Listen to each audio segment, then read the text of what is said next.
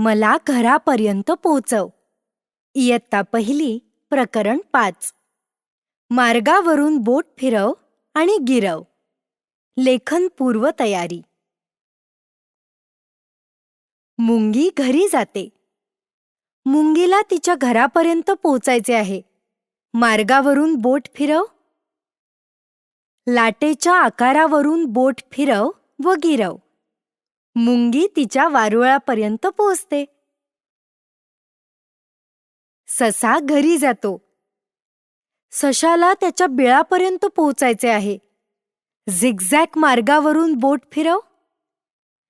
Zigzag आकारावरून बोट फिरव व गिरव. ससा त्याच्या बिळात पोहोचतो.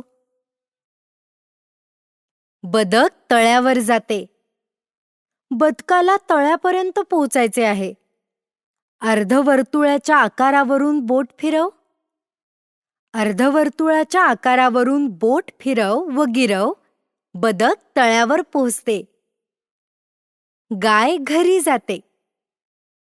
गायीला तिच्या गोठ्यापर्यंत पोहोचायचे आहे. चौकोनी मार्गावरून बोट फिरव. चौकोनी आकारावरून बोट फिरव व गिरव. गाय तिच्या गोठ्यात पोहोचते. पक्षी घरट्यात जातो. पक्षाला त्याच्या घरट्यापर्यंत पोहोचायचे आहे. अंडाकृती मार्गावरून बोट फिरव. अंडाकृती आकारावरून बोट फिरव व गिरव.